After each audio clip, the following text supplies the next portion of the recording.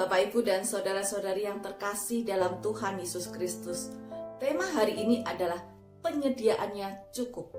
Terambil dari Filipi 4 ayatnya ke-19 demikian. Allah akan memenuhi segala keperluanmu menurut kekayaan dan kemuliaannya dalam Kristus Yesus. Demikianlah firman Tuhan.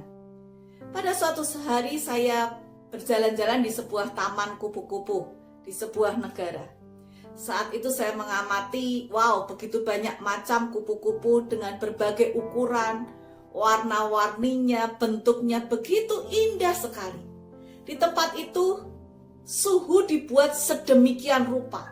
Kelembapannya pun diukur. Diciptakanlah habitat yang semirip mungkin dengan yang di luar sana. Disediakan dan ditanam berbagai macam tanaman bunga-bungaan di sana. Disediakan juga berbagai macam makanan-makanan yang disediakan untuk kupu-kupu itu. Saya berpikir, kupu-kupu itu semua akan senang tinggal di tempat itu. Dan tentu kupu-kupu di luar tempat itu akan merasa, betapa menyenangkan tinggal di dalam taman kupu-kupu itu. Ketika saya berada dan sedang jalan-jalan itu, tiba-tiba saya mengamati sebuah pemandangan yang menarik. Apa yang terjadi? Di atas taman kupu-kupu itu ada semacam mat begitu ya, atau jaring begitu. Dan ternyata jaring itu ada yang sobek dan terbuka. Apa yang terjadi? Kupu-kupu itu sebagian kemudian tertarik dengan menariknya alam di luar taman kupu-kupu itu. Dan mereka terbang keluar. Saya berpikir betapa kupu-kupu itu nekat dan maaf kata tidak tahu terima kasih. Dikasih enak, masih mikir bahwa di luar sana mungkin ada yang lebih enak lagi. Mereka tidak tahu bahwa cuaca yang tidak menentu, dan jikalau terjadi cuaca ekstrim yang terjadi, kupu-kupu itu akan mati. Cuaca yang tidak stabil dan makanan yang tidak terjamin kesediaannya, resiko yang sangat besar ketika mereka keluar dari taman itu. Demikian pula dengan hidup ini. Tuhan memberikan pilihan hidup dalam lingkaran lindungan taman Tuhan. Pilihan dalam hidup kita mau tinggal di dalam taman itu, atau kita keluar dari taman Tuhan karena tertarik dengan kehidupan di dunia yang menarik mata, menarik hati, mengundang kekaguman, tampaknya nyaman, mudah, enak, mewah, dan serba wow. Saya merenungkan ayat firman Tuhan dan teringat akan pengalaman kupu-kupu itu.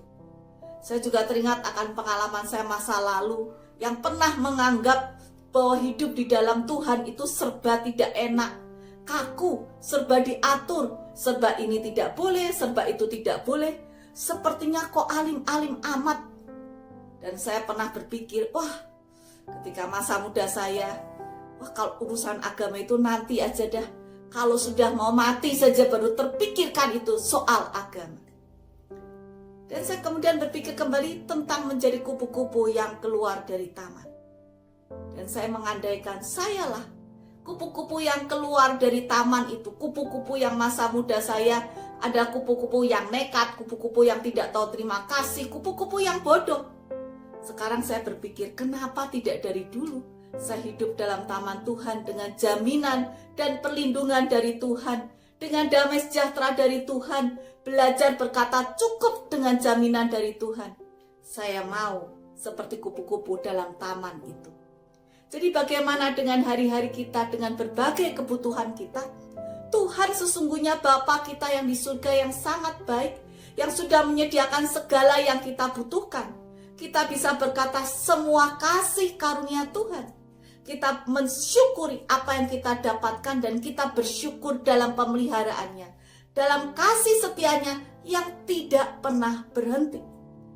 Charles Spurgeon, seorang pendeta, berkata, "Aku punya hal yang aku butuhkan, tapi karena Tuhan adalah gembalaku, maka semuanya akan tercukupi." Kita semua juga bisa berkata hal yang sama. Tuhan adalah gembalaku, maka semua kebutuhan kita akan tercukupi menurut kekayaannya. Tuhan memberkati kita. Amin.